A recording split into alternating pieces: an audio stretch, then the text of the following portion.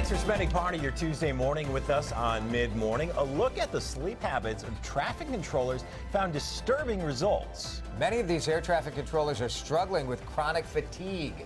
A 2012 report that was just released shows that long hours and short turnaround times may lead to serious safety risk.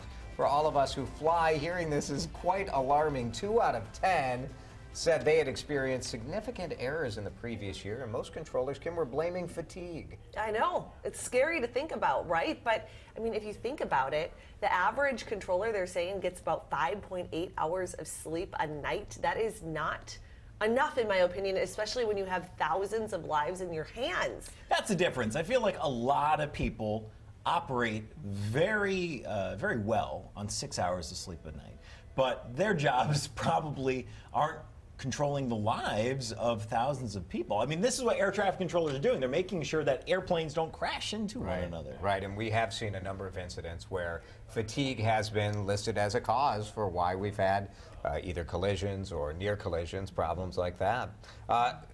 We work in a 24-hour business, though, Lauren. I mean, that's what air traffic control is.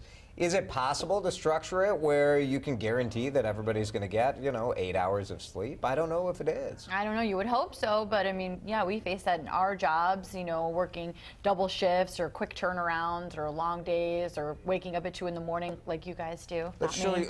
Yeah, it's not you. Let's show you a little more information as to what the survey found. The average, as Kim had mentioned, 5.8 hours. That's across all shifts in air traffic control.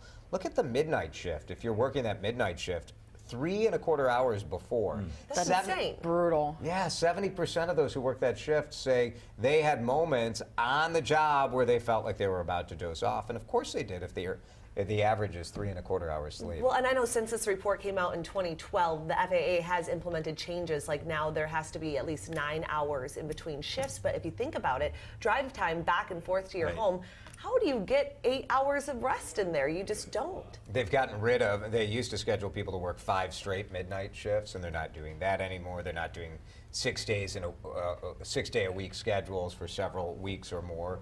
But it's a challenge. I think it's a challenging. The most alarming thing to me is that the FAA did not want this report released. NASA did the research. FAA said, we don't accept it. You don't understand our business. This is just a survey. This isn't about science. Isn't the FAA there to keep us safe? It took the Associated Press, who uncovered a draft of this report, and it just makes you wonder, how severe is the problem. What else don't you know? Yeah, maybe the extra attention will cause some big changes. Well, Benedict Cumberbatch had a request.